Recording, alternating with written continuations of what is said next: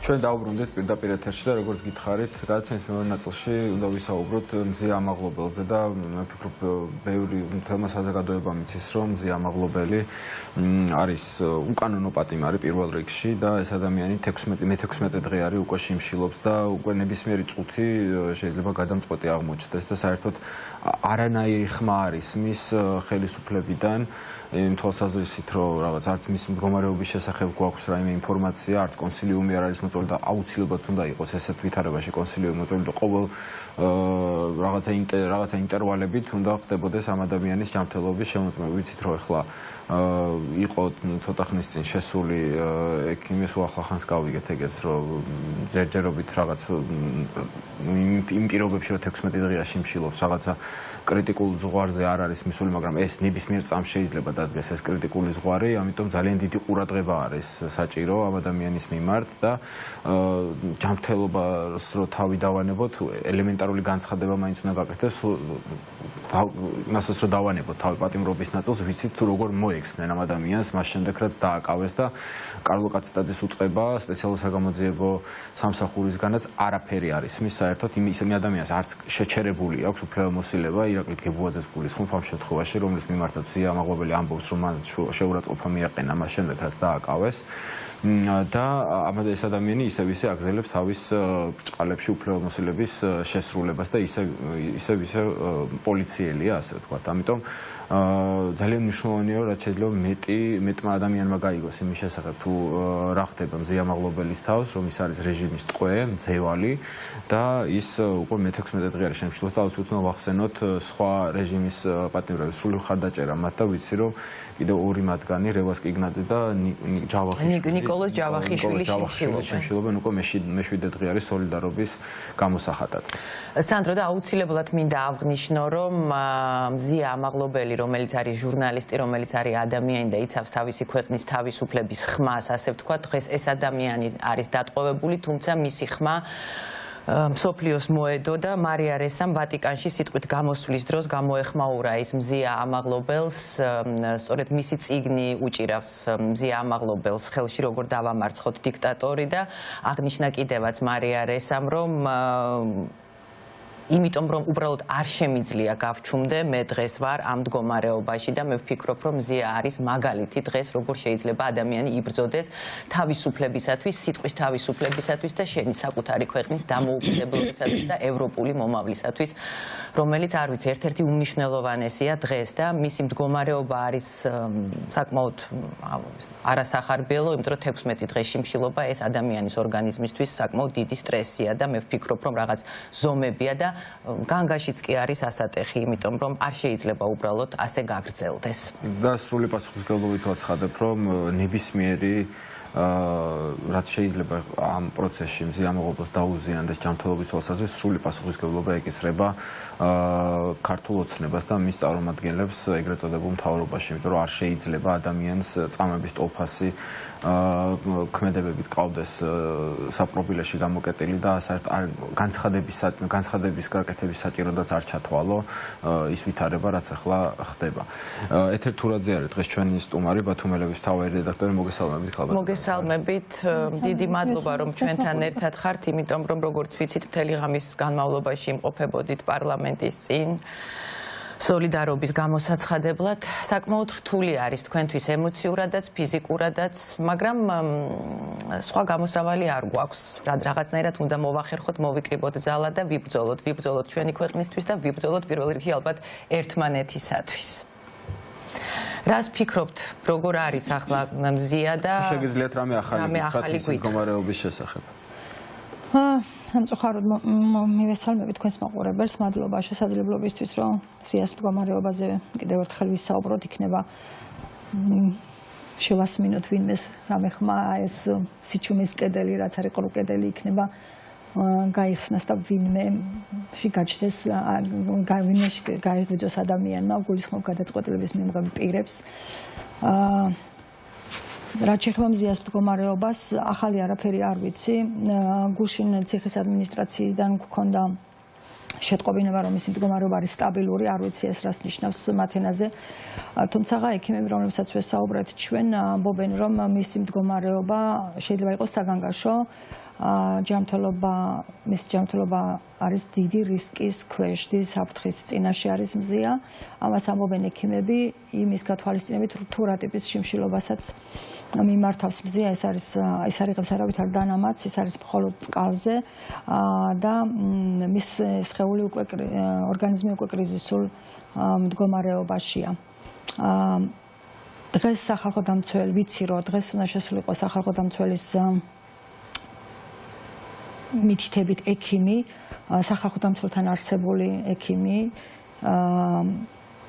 ალბათ მისი გამოსვლის შემდეგ გვეცოდინება უფრო მეტი, რამ ვიცი ის, რომ მზიას აქვს ქრონიკული დაავადებები, რამდენიმე ქრონიკული დაავადება აქვს.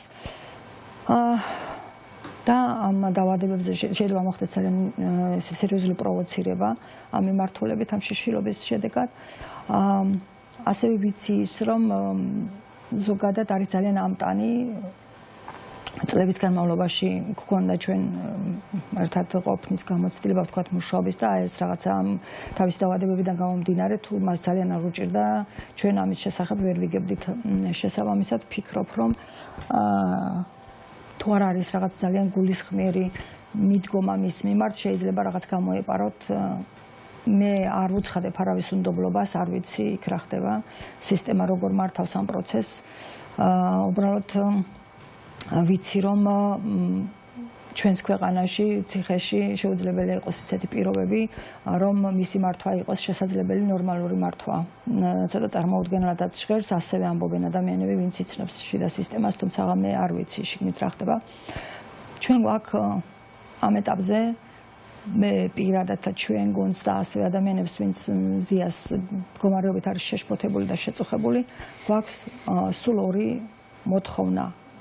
ერთი ის, რომ შეწყდეს მის მიმართ აღკვეთი ღონისძიების სახით გამოყენებული პატიმრობა და შეიცვალოს ეს აღკვეთის ფორმა, რადგან მზიას არ შეუძლია გავლენა მოახდინოს გამოძიებაზე, ის ვერ შეაცვლევინებს დგებუაძეს ჩვენებას, ვერ მოახდენს მასზე ზეწოლას, რომელიც ჯერ კიდევ პოლიციის უფროსია სამწუხარო და ძიმე ფიზიკური ტკივილი რომ მიადგა იმაზე არის საუბარი. დიახ, და ალბათ დააწინაურებენ კიდეც მათ იმისთვის, რომ როგორც იქნა მოახერხეს და დაატყუეს მზია. ასევე ვითხოვთ, რომ მზია იქნეს მიჩნეული დაზარალებულად. მის მიმართ დამამცირებელი მოპყრობა როცა იყო დაკავების შემდეგ, მას შემდეგ გავიდა უკვე 16 დღე ასევე და ჩვენ არაფერი არ ვიცით, გამოძიება ამის კადრები არ არსებობს.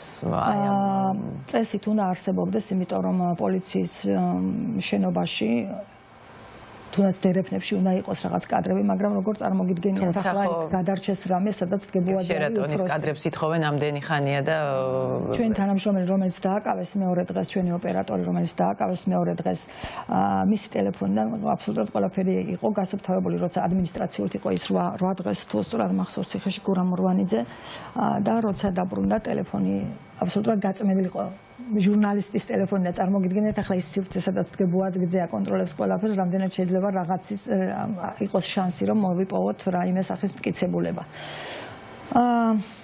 მტკიცებულების მოპოვება რომ დომებოდა, რა თქმა უნდა, ოპერატიულად ჩაერთვებოდნენ და შესაბამისად საგამოძიებო სამსახურს მოვუწოდებ მე, რომ ცნო მზია მაღლობელი დაზარალებულად, რათა გქონდეს ჩვენ საქმის მასალებზე წტომა, მის ადვოკატებს გქონდეს მასალებზე წტომა.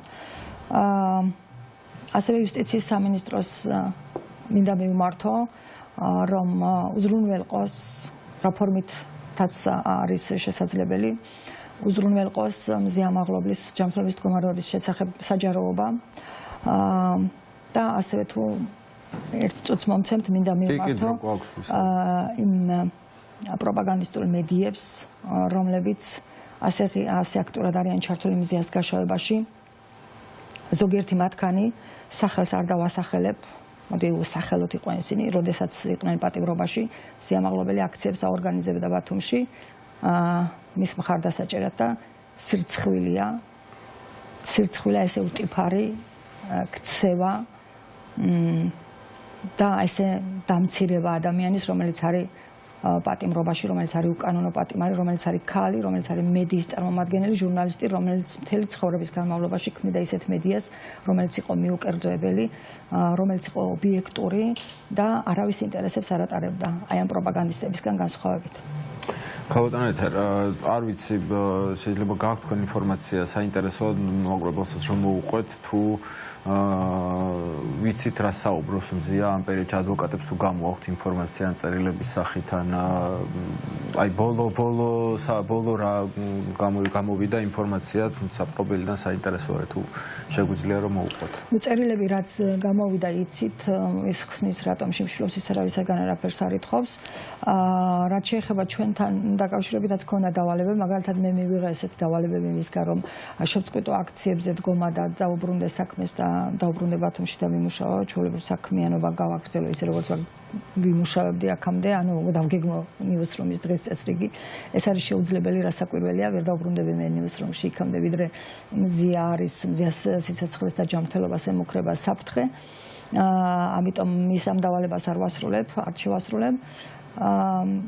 და ნუ ძირითადად არის მითითებები, წერილები რაც მოგვდის, მითითებები არის თქვათ რაღაცა კონკრეტული იქ საქმიანობა როგორ განვახორციელებთ ვის დაუკავშირდეთ.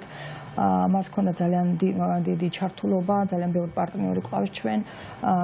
საქმიან წერილებს იწერება, მაინც მიუხედავად მისი მდგომარეობის. დიახ, საქმიან წერილებს, თუმცა ეს იყო გასულ კვირას. ამ კვირაში არ ვიცით და კვირის ბოლოს უბრალოდ რა ხდება არ ვიცით, დიდი წარმოდგენა არ აქვს.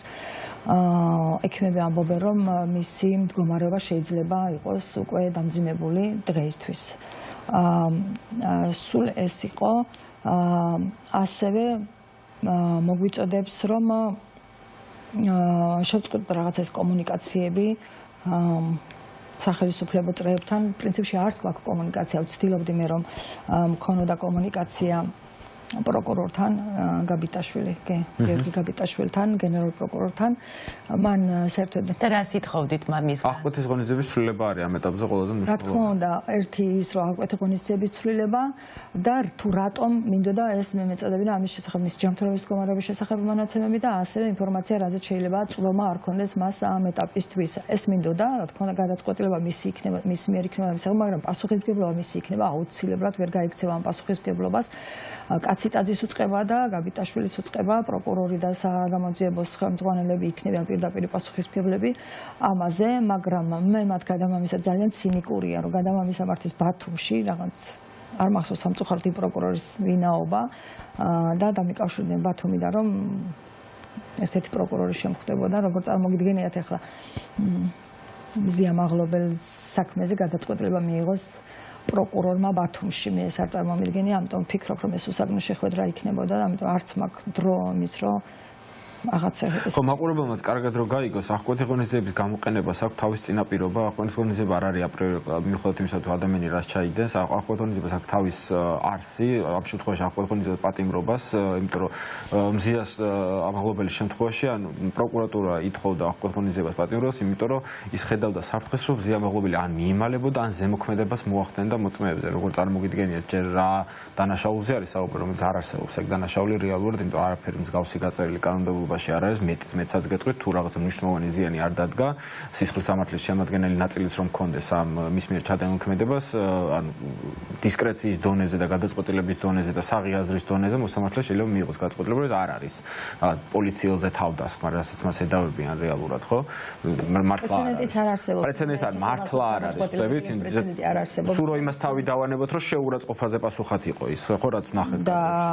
და ამიტომ არაც აღკვეთი ღონისძიების წინაპირობა არ არსებობს და მით უმეტეს არც მერე გამოყენებელი გამოჩენს გამოტანის და ადამიანი აბსოლუტურად ტყუილად ზის ციხეში და შესაბამისად არის მისი ეს რეაქცია, იმიტომ რომ ეს ღირსების შემლახველია პირველ რიგში, რის გამოც ის ციხეზე, იმიტომ რომ მას შეურაცხყოფა მიაყენეს დაკავებამ დედს და დაკავების შემდეგაც და თუ კი ვინმე მართლა სინდისის პატიმარი არის და ძალიან ბევრი ადამიანი არის, 52 ადამიანი ყავს ახლა ასეთი ციხეში, მზია ამაღლობელი დანამდვილებით შეგვიძლია ვთქვათ, რომ არის ერთ-ერთი ნათელი მაგალითი ამ ყველაფერს და იმდენად ყველაფერი ხელის გულზე და ზედაპირზე დევს მისი აღკვეთი ღონისძიებასთან დაკავშირებით და ზოგადად ამ და სწორედ ეს არის ძალიან რთული და ძალიან მძიმე რაღაცნაირად რომ ხედავ აი ამ სიმართლეს და რა უპირისპირდება ამ სიმართლეს და აი ამის გადატანა ადამიანისთვის მისი ახლობლებისთვის პირველ რიგში არის ძალიან რთული. ეთერ, თქვენ საკმაოდ დიდი გამოცდილება გაქვთ თქვენ საქმიანობაში, მრავალწლიანი გამოცდილება გაქვთ, არაერთი ხელისუფლების მომსწრე ხართ და ზოგადად ჩვენი ქვეყნის უახლეს ისტორიასაც და ზოგადად ისტორიას თუ გადავხედავთ, მტერი ერთი ყავს მოყოლებული რაღაცა ვთქვათ, თუნდაც მე-19 საუკუნის 20-იანი წლებიდან დღემდე და კიდევ უფრო ადრეც არ ვიცი და აი ეს პროპაგანდა, რომელიც სხვადასხვა ხელისუფლებების დროს ყოველთვის სხვადასხვა გზებით რაღაცნაირად გვირტყავს. არაერთი პოლიტპატიმარი ყოლია ისევ მოვიშველიებ 20-იანი წლების და 30-იან წლებს მე-20 საუკუნის და დღემდე. აი რაღაცნაირად რომ გამოხვიდეთ აი ამ პროცესიდან და შორიდან შევხედოთ მოვლენებს, რა პროცესს გავდივართ დღეს, რა ფაზაში ვართ? აი ამდენ წლიანი ბრძოლის, ამდენი ტყვეების, ამდენი პატიმრების, ამდენი სისხლის, ამდენი თავისუფლების დაკარგვის და მოპოვების შემდეგ. აი დღეს რა ფაზაში ვიმყოფებით? ძალიან მძიმე ფაზაში შევედით. ჩვენ ქვეყანა ჩემი შეფასებით დგას დამოუკიდებლობის საფრთხის დაკარგვის საფრთხის წინაშე. არ ვიცი, შეიძლება სხვაგანაც მithქვას, მაგრამ მართლა ეს განცდა მაქვს, რომ მგონია, რომ 21 წელი არის გასული 1900 ხო? 1921 წელი არის რაღაცა საქართველოში. მე ვიცნობ მეტნაკლებად იმ ეპოქას და ვიცი რომ არანაკლები პატრიოტები იყვნენ იმ ეპოქაში, არანაკლები ინტელექტუალები იყვნენ იმ ეპოქაში, არანაკლებად უყვარდათ თავისი ქვეყანა, არანაკლებ წინააღმდეგობას. და წარმოუდგენელი ბრალდებები არის მათ წინაშეც წარდგენილი. არანაკლებ წინააღმდეგობას უწევდნენ, არანაკლებ ბრძოლები იყო და ამის მიუხედავად საქართველო დამარცხდა მაშინ. საქართველომ დაკარგა ყველაფერი, რისი დაკარგვაც შეუძლია ერთ ქვეყანას, ხო? აბსოლუტურად ყველაფერი დაკარგა მისი ინტელექტუალური საზოგადოება, დაკარგა მისი თავისუფლება, საერთოდ ყველაფერი დაკარგა. შეიძლება ჩვენთან იგივე ისტორია განმეორდეს ახლა. თუ ჩვენ არ ვისწავლით იმ ჩვენი წინაპრების გამოცდილებაზე, თუ არ გავიაზრებთ თუ რა მოხდა მაშინ ეგონათ რაღა ერთი დეტალი იყო ბრგულო დეტალი რომ ეგონათ რომ ეს არ მოხდებოდა ბოლომდე რაღაცა მაინც ჯეროდათ რომ აი რუსეთი არ ხელყოფდა ჩვენი ქვეყნის დამოუკიდებლობას რაღაცა გულუბრყულო მოლოდინები იყო ჩვენ ეს გულუბრყულო მოლოდინები აღარ უნდა გქონდეს მათი გამოცდილების გათვალისწინებით მე ვნახეთ რა ტერორი იყო ტერორი დაწყებულია ჩვენთანაც მეტნაკლებად მაგრამ როგორც ჩანს ყველაფერი ჯერ კიდე წინ გვაქვს ამ თვალსაზრისით ხედავთ ახლა მე ვაკვირდებოდი წლების განმავლობაში რუსეთში მიმდინარე მოვლენებს დეტალურად ვაკვირდებოდი ჩვენ კოლეგების მიმართ რა ხდებოდა როგორ იქცევდნენ როგორ შეავიწროეს როგორ აღრჩებდნენ როგორ მოგუდეს საბოლოო ჯამში მე დიდი დეტალურად არა მაგრამ ვაკვირდებოდი ბელორუსში განვითარებულ მოვლენებსაც მინდა გითხრათ და ხედავ რომ აი ამ რაღაცა ეტაპზე გადავედით მზიამაღლობელის დაკავება ამის პირველი სიგნალია როგორც კი ეს შერჩებათ ესე რომ ვთქვათ ხო მე ყველაფერი გამარტივდება მათთვის ეს თუ გაუვიდათ თუ გვეყოლება ქალი სინდისის პატიმარი ჟურნალისტი მედია მენეჯერი მედიის წარმომადგენელი რომელიც არ იყო მის მიმართ ოპოზიციურად განწყობილი ხო არც ერთ ხელისუფლების მიმართ ჩვენ ოპოზიციურად განწყობილი არ ვიყავით ჩვენ ვიყავით კრიტიკული არავითარი ინტერესი ჩვენ პოლიტიკური არ გვქონია არავითარი გავლენის ჯგუფის წარმომადგენლები ჩვენ არ ვიყავით როცა ასეთ მედიის მფლობელს მენეჯერს აკავებ ყველაფერს ყველას დააკავებ ყველას მიმართ გექნება ბრალდება და ყველას მიმართ შექმნი რა ქვია დოსიეს ხო და ჩვენ გველოდება ის დაახლოებით რაც რუსეთში მოხდა მაგრამ მე იმედი მაქვს რომ ჩვენ წინაპრების წინა საუკუნის გამოცდილებას გავითვალისწინებთ გავიაზრებთ და არ მოვდუნდებით როგორც კი მოვდუნდებით ეს იქნება წერტილი და ეს იქნება ხო, აი ზუსტად მზიას სიტყვები, რასაც ის იძახის, რომ იმიტომ რომ არ შემიძლია გავჩუმდე, არავინ არ უნდა გავჩუმდეთ, იმიტომ რომ არ შეიძლება დღეს გაჩუმება, დღეს ჩვენი გაჩუმება ნიშნავს პირდაპირ მარცხს, რომელიც არ უნდა დაუშვათ და მეტყობა ზედმეტად ოპტიმისტი ადამიანი ვარ და მინდა რომ რაღაცა სიკეთემ გაიღვიძოს ადამიანებში და დილით რომ ვიღვიძებ, სულ მინდა რომ გავხსნა ტელეფონი და ერთი მოსამართლე მაინც აღმოჩნდეს, ან ერთი პოლიციელი მაინც ვინც ხმამაღლა იტყვის, რომ ასე გაგრძელება არ შეიძლება. აი სულ მინდა რომ ესეთი ადამიანები მომრავლდნენ და აი ამ შიდა სისტემაში ვერ აღმოჩნდებიან, იმიტომ რომ მოსამართლეები მე მგონი საგულდაგულოდ ყველაზე ისა კაცრად, ყველაზე ზუსტად მოსამართლე სისტემა გაასუფთავეს. ისინი მოსამართლეები ვერ იქნებოდნენ, რომ არა ეს სისტემა ეგაა. მაგრამ ჩემი სურვილია, სურვილი მაქვს ამისი, რომ რაღაცნაირად მათში გაიღვიძოს, იმიტომ რომ მართლა ერთხელ მოდიხარ ამ ქვეყანაზე და უნდა დაფიქრდე ალბათ, რომ რას აკეთებ. საგანგებოდ არჩეული ხალხი არიან, რომელიც უბრალოდ მანტია აცვია. ბათუმის მოსამართლე დამავიწყდა სახელაშვილი, ნინო სახელაშვილი, ორ თვეში გაუდის ამ ქალს მოსამართლეობის უფლებამოსილება და შემდეგ მას უნდა რომ იყოს უვადო. ნუ გასაგებია ეხლა ის რაც გააკეთებდა, მოიქცა არაჰუმანურად, უკანონოდ. როგორც პარტიას დაჭირდა ის. როგორც ხო, ანუ პარტიასაც არა, ეს არ არის არც პარტია, ეს არის რაღაცა მას დაუძახეს, ჩვენთან ერთად მოსამართლეს დაუძახეს, რომ ივანიშვილის მონაც კი არა ხარო, ანუ რაღაცა აი ესეთი. არ ვიცი, მეც მინდა და მისთვის მეთქვა ვერ მოვახერხე და აქედან მეტყვი მაშინ მინდა და სასამართლო დარბაზში მეთქვა, რომ ის არის ივანიშვილის მონა და ის არის პუტინის მონა. ის არის პუტინის მონა, ივანიშვილის მონაც კი არ არის პუტინის მონა, ეს ქალი და ეს ახალგაზრდა ქალი არ არის იმ მანტიის ღირსი, რაც ახლა აცვია და მე იმედი მაქვს, რომ ის ამას ამანტიას ვეღარასოდეს ვეღარ მოირგებს. ძალიან დიდი მადლობა. წარმატებებს გისურვებთ და გემშვიდობებით. ჩვენს მაყურებელსაც მადლობა თქვენ. მადლობა, წარმატებებს გისურვებთ, დროა რომ დავემშვიდობოთ და ჩვენ ნამდვილად არ გავჩუმდებით. ყოველ შემთხვევაში სადაც და როგორც შეგვეძლება იქ მივაწვით ხმას იმ ადამიანებს, ვინც ვალდებულნი არიან რაღაცნაირად გამოასწორონ ამ ქვეყანაში სიტუაცია და მოისმინონ, უბრალოდ მოისმინონ ხალხის ხმა, ასე ვთქვათ. თავისუფლება ყველა უკანონოდ დაკავებულ პატიმარს, უსამართლოდ დაკავებულ პატიმარს და ჩვენი სოლიდარობა. ჩვენი სოლიდარობა. დაგემშვიდობებით, ხვალამდე.